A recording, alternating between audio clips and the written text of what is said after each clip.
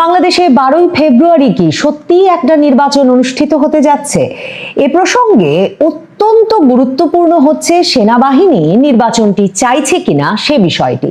বাংলাদেশের সেনাবাহিনী মানে সেনাপ্রধান ওয়াকারুজ্জামান 2025-এ কয়েক দফায়, ফেব্রুয়ারিতে একবার, মে মাসে একবার, এমনকি নভেম্বরের দিকেও আরেকবার, যে তাদের বাহিনী একরকমের মরিয়া হয়ে আছে ব্যারাকে ফিরে যাবার জন্য, সে বিষয়ে নানা সময় বক্তব্য দিলেও মনে রাখতে হবে সেনাবাহিনী, সেনাপ্রধান ওয়াকারুজ্জামান বরাবর এই সেনাবাহিনীকে ফিরিয়ে নিয়ে যেতে হবে, আপনারা আপনাদের আইন শৃঙ্খলা রক্ষা করুন, দেখুন পারুন কিনা, এ ধরনের যে একটা মানে দর কষাকষিতে যেতে চাইছিলেন, তার বিপরীতে বরাবর ছিল সেনাবাহিনীর ভেতরে বাইরে সেনা কর্মকর্তাদের বিষয়ে যে ধরনের তদন্ত, সেনাবাহিনীর একেবারে জেনারেল পর্যায় থেকে শুরু করে উচ্চপদস্থ কর্মকর্তাদের বিরুদ্ধে একের পর এক সামরিক আদালত, বেসামরিক আদালতে তদন্ত, বেসামরিক আদালতে গিয়ে শেষ পর্যন্ত হাজিরা দেওয়ার ব্যবস্থা, গ্রেফতারি পরোয়ানা হওয়া, এবং জেনারেলদের কে কে যে সীমান্ত পেরিয়ে ভারত যে উপস্থিত হতে পারবেন সপরিবারে সস্ত্রী, আর কাকে কাকে যে জেলে যেতে হবে, এসব নিয়ে জেরবার সেনাবাহিনী সত্যিকার অর্থেই এই রাজনৈতিক ক্ষমতার কেন্দ্র ছেড়ে যেতে চাইছে কিনা, কিংবা নির্বাচনের পর একটা নতুন ক্ষমতা কেন্দ্র তৈরি হলে, মানে এখন যাদের সাথে তাদের দর কষাকষি, তাদের পরিবর্তে অন্য কোনো দল ক্ষমতায় এলে যে নতুন একটা পরিস্থিতি তৈরি হবে, সেটা সেনাবাহিনী সামাল দিতে পারবে কিনা। ওয়াকারুজ্জামান থেকে শুরু করে এখন নিজেদেরকে মোটামুটি নিরাপদ রেখেছেন, নিরাপদ বলে ভাবছেন যে জেনারেলেরা, তারা আর নিরাপদ থাকবেন কিনা, এই হিসাব নিকাশগুলো সেনাবাহিনী অত্যন্ত গুরুত্বের সঙ্গে করছে। সেনাবাহিনী ভাবছে, সেনাবাহিনীর নেতৃত্ব যে গুরুত্বের সঙ্গে পাকিস্তান সেনাবাহিনীর মডেলের কথা বিবেচনা করছে, এমনকি একেবারে সর্বসাম্প্রতিক বিমান বাহিনী প্রধানের পাকিস্তান সফরে গিয়ে এই শেষ মুহূর্তে পাকিস্তান থেকে যুদ্ধ বিমান বহর কেনবার যে সিদ্ধান্ত, সেটা আবারও নির্দেশ করে সেদিকে যে বাংলাদেশ সেনাবাহিনী পাকিস্তান সেনাবাহিনীর মতো এমন একটা এস্টাবলিশমেন্ট হয়ে উঠতে চাইছে, যারাই কিনা বাংলাদেশের রাজনীতিটাকে পূর্ণাঙ্গভাবে নিয়ন্ত্রণ করবে। এবং রাজনীতিতে যত বেশি অস্থিতিশীলতা, সেনাবাহিনীর ভূমিকা তত বেশি। বাংলাদেশের ইতিহাসও বিবেচনা করে দেখুন, প্রতিবার হয় সেনাবাহিনী অস্থিতিশীলতা তৈরি করছে, না হলে সেনাবাহিনী একটা মুখ্য ভূমিকা পালন করছে একটা অস্থিতিশীল পরিস্থিতি তৈরি করতে, এবং তারপর ত্রাতার ভূমিকায় আসছে। এবং এর আগে বাংলাদেশে সেনাবাহিনী একরকমের মানে প্রকাশ্য ভূমিকা থেকে সরে গেছে বটে, কিন্তু এ দফায় সম্ভবত পাকিস্তান সেনাবাহিনীর সাথে ব্যাপক ঘনিষ্ঠতায় এই মডেলটা সেনাবাহিনীর সেনা নেতৃত্বের মধ্যে খুব কার্যকর একটা মডেল বলে বিবেচিত হচ্ছে, যে তারাই সামনে একটা দীর্ঘ সময় ধরে থাকবে কিনা, এবং তারাই বাংলাদেশের রাজনীতির মূল সিদ্ধান্ত গ্রহণকারী পক্ষ হয়ে উঠবে কিনা। দেখেন, বিএনপি যদি ক্ষমতায় আসে, এই হিসাবটা কিন্তু কোনোভাবেই যে সেনাপ্রধান ওয়াকারুজ্জামান করছিলেন না, যে তারেক রহমানের নেতৃত্বাধীন একটা মানে নতুন করে চাঙা হওয়া দল বিএনপির ক্ষমতায় আসার সম্ভাবনা যে তারা বিবেচনা করছিলেন না, তার প্রমাণ ডিসেম্বরের মাঝামাঝি পর্যন্ত কিন্তু তারেক রহমানের আসবার ব্যাপারে কোনো গ্রিন সিগন্যাল সেনাবাহিনীর পক্ষ থেকে দেওয়া হয় নাই। সেনাবাহিনী 2024 সালের 5ই আগস্ট ক্ষমতা নিয়ে, মানে শেখ হাসিনা চলে গেছেন, তারা দায়িত্বে আছেন, এই ঘোষণা করে প্রথম বাংলাদেশের রাজনীতির মূল ধারায় জামায়াতে ইসলামী, হেফাজতে ইসলাম বাংলাদেশের নেতৃবৃন্দ, মামুনুল হকের মতো নেতাদেরকে বাংলাদেশের রাজনীতির মূল আলোচনায়, মূল ধারায় নিয়ে এলেন।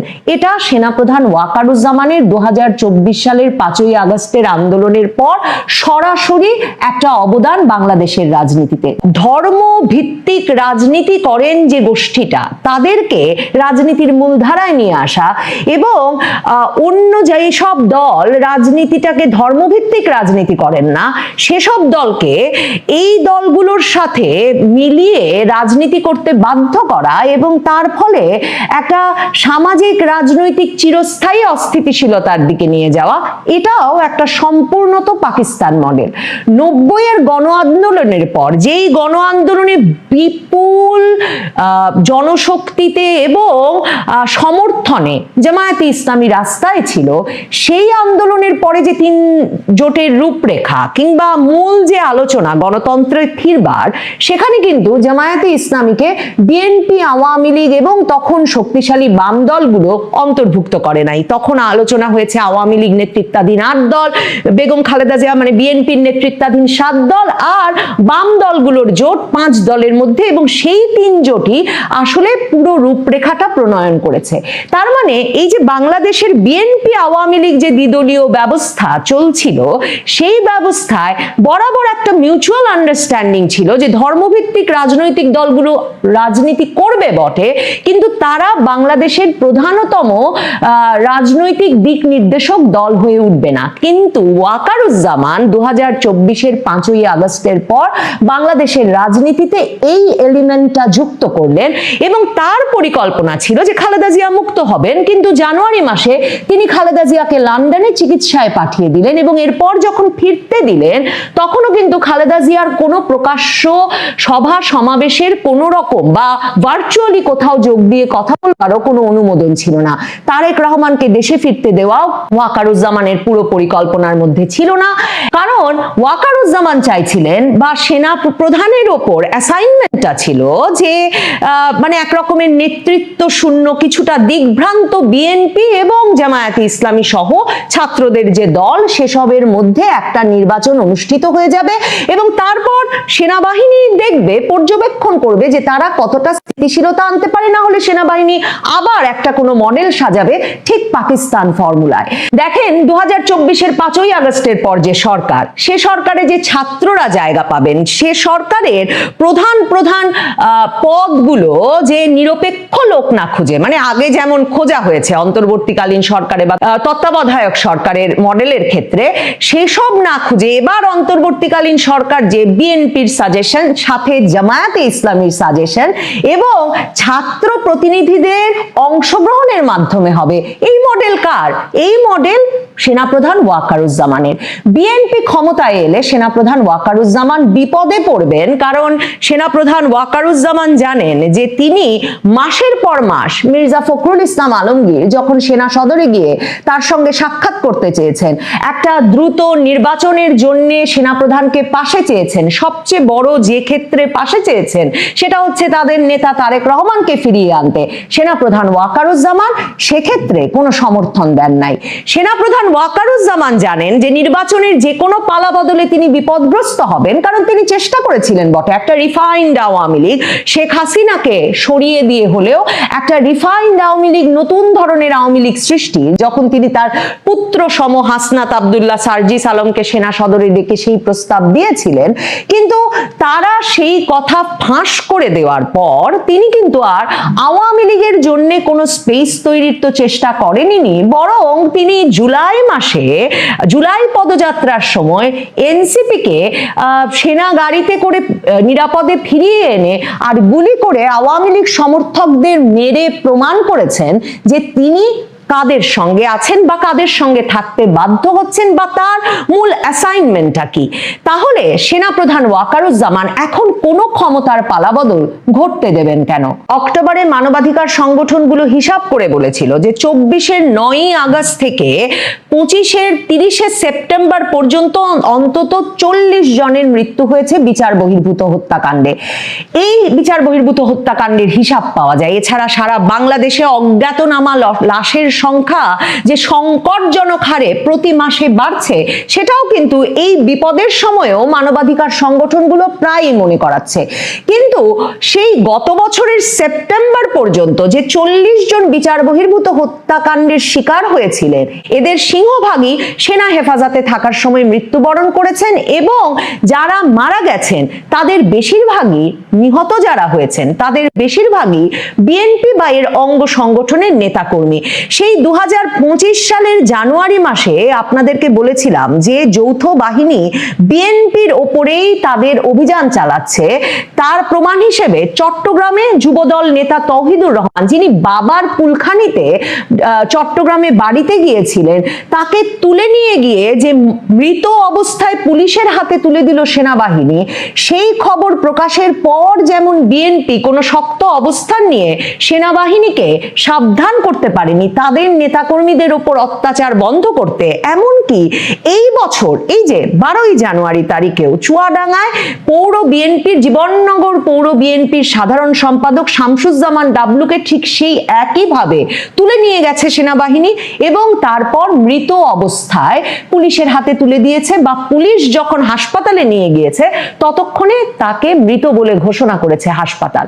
তার মানে এই যে সেনাবাহিনী সারা বাংলাদেশে বিএনপির অঙ্গ সংগঠনের নেতাকর্মীদের ওপর গত 15-16 মাসে যে ভয়াবহ অত্যাচার চালিয়েছে, এই যে একের পর এক বিচার বহির্ভূত হত্যাকাণ্ডের ঘটনা ঘটিয়েছে, বিএনপি ক্ষমতায় এলে সেগুলোরও তো বিচারের মুখোমুখি হতে হবে সেনাপ্রধান ওয়াকারুজ্জামান সহ সেনা নেতৃত্বকে।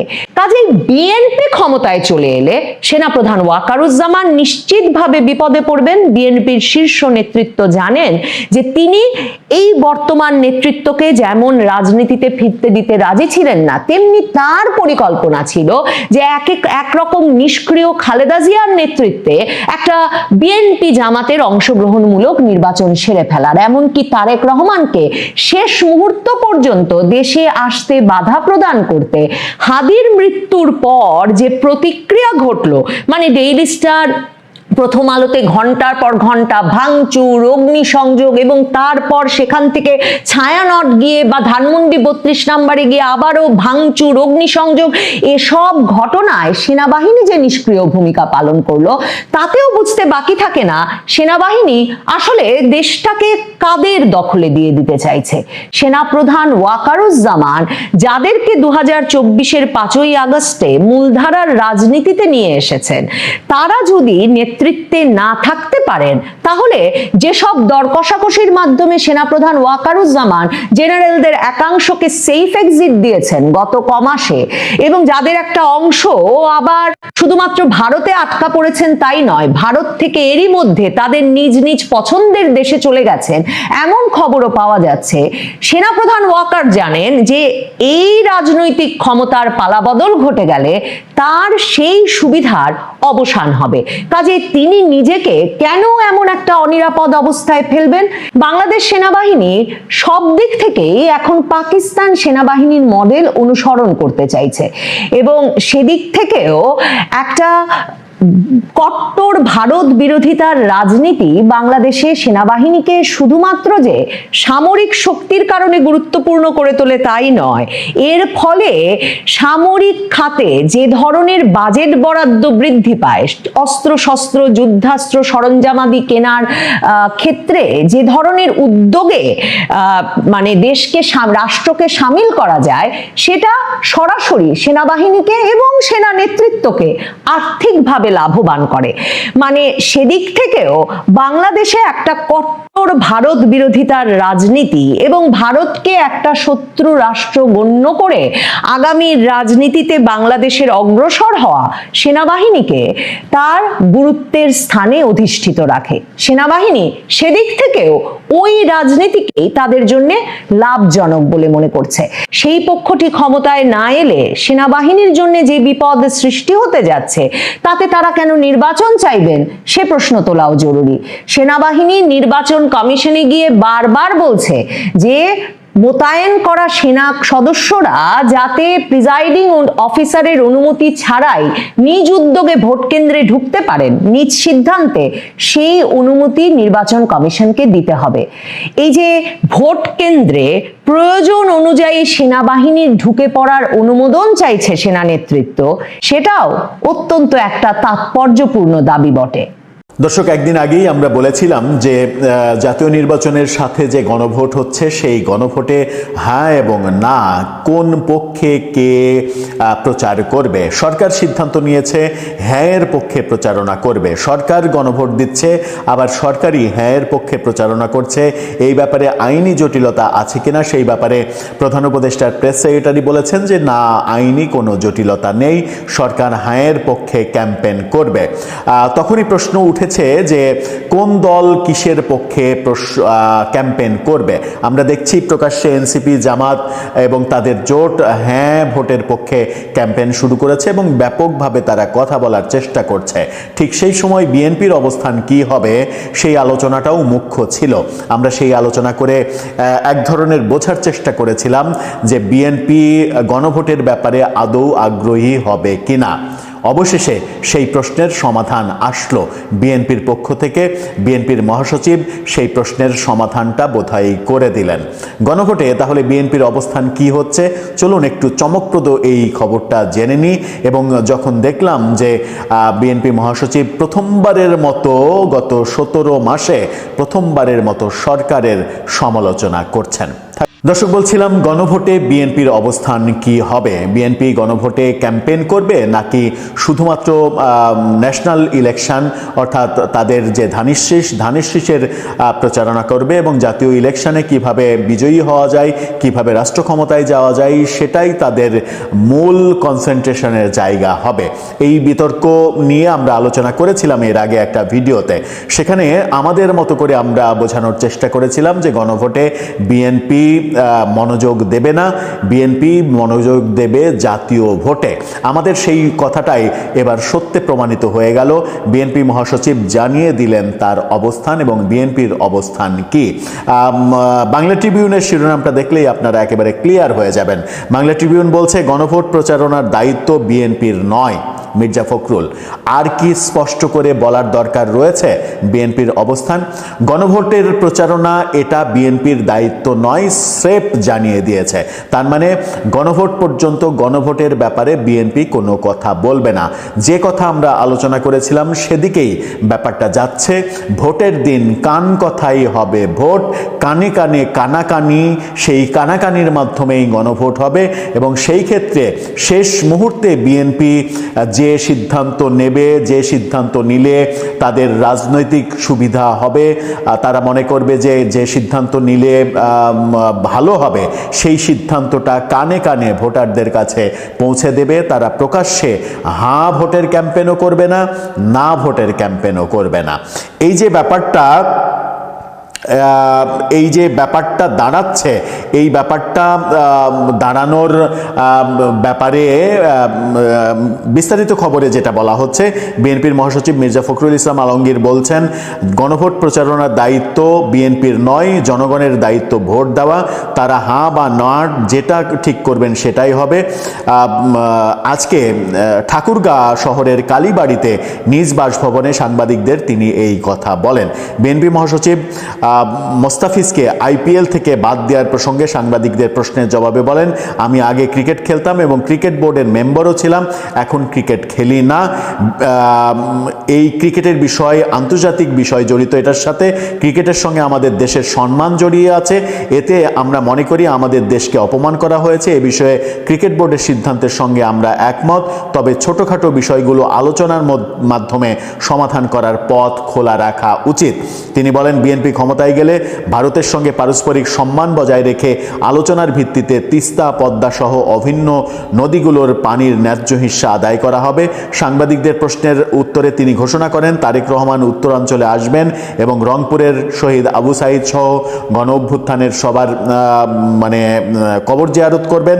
নির্বাচনে সুষ্ঠু পরিবেশ আছে কিনা মন্তব্য করেছেন তিনি। নির্বাচনের মাঠের পরিস্থিতি বোঝা যাবে যখন প্রচারণা শুরু হবে, সেই কথা যে এখন বলছেন। আইন শৃঙ্খলা পরিস্থিতি নিয়ে উদ্বেগ প্রকাশ করছেন এবং সবথেকে মজার ব্যাপার হচ্ছে যে একটি শিরোনাম দেখে নিন, সেখানে তিনি বলছেন লুট হওয়া অস্ত্র উদ্ধারে সরকার ব্যর্থ। মির্জা ফখরুল, এই প্রথমবারের মতো বিএনপি মহাসচিব মির্জা ফখরুল ইসলাম আলমগীরকে আমরা দেখলাম সরকার ব্যর্থ এই কথা বলছেন প্রকাশ্যে। এর আগে সরকারের নানা ধরনের প্রশংসা করতেই শুনেছি। সর্বশেষ স্বেচ্ছাসেবক দল নেতার যে হত্যাকাণ্ড হলো 2-3 দিন আগে, সেই ঘটনাতেও তিনি বলেছেন যে এই ঘটনা সরকারকে বিপদে ফেলার জন্য ঘটানো হয়েছে। নিজ দলের নেতা মারা গেছেন, হত্যাকাণ্ডের শিকার হয়েছেন, কিন্তু তিনি ব্যাখ্যা করছেন ব্যাপারটাকে অন্যভাবে। এই প্রথম আইন শৃঙ্খলা পরিস্থিতি নিয়ে সরকারকে দোষ দিলেন এবং অস্ত্র উদ্ধার ব্যাপারে সরকার যে ব্যর্থ হয়েছে সেই ব্যর্থতার কথা বললেন। যে আলোচনা করছিলাম যে গণভোটে বিএনপির অবস্থান কি হবে, আমরা এর আগে যে আলোচনা করেছিলাম জামাত এনসিপি জোট গণভোটে হ্যাঁ ভোটের ক্যাম্পেইন করে যাবে, বিএনপি চুপ থাকবে। বিএনপি চুপ থাকা মানে ভোটারদের কাছে মেসেজটা যা যাওয়ার চলে যাবে। এরপরে যেটা হবে আমার মনে হয় ব্যক্তিগতভাবে সেটা হচ্ছে যে ভোটের দিন কোনো ক্যাম্পেইন ছাড়া ভোটের দিন বিএনপির যারা স্বেচ্ছাসেবক থাকবেন ভোট কেন্দ্রে তাদের কাছে মেসেজ চলে যাবে। সেই মেসেজ অনুযায়ী তারা তাদের ভোটারদের কানে কানে এই ভোটের কথাটা বলবেন যে গণভোটে আপনি হ্যাঁ দেন অথবা না দেন। বিএনপির এই কানে কানে ভোট হয়ে যাওয়ার সম্ভাবনাটাই বেশি। সেখানে বিএনপি যদি হ্যাঁ ভোটের পক্ষে সোচ্চার ক্যাম্পেইন না করে জামাত জোটের মতো, তাহলে বিএনপির ম্যাক্সিমাম ভোট না ভোটে চলে যাবে। আওয়ামী লীগের যে ভোটাররা কেন্দ্রে আসবে তারা সবাই না ভোট দেবে, জাতীয় পার্টির ভোটাররা না ভোট দেবে। সেখানে জুলাই সনদ বাস্তবায়ন করা সরকারের পক্ষে মারাত্মক ঝুঁকির মধ্যে পড়ে যাবে। দর্শক, আপনারও কি তাই মনে হয়? আপনার মতামত জানিয়ে লিখতে পারেন আমাদের কমেন্ট বক্সে।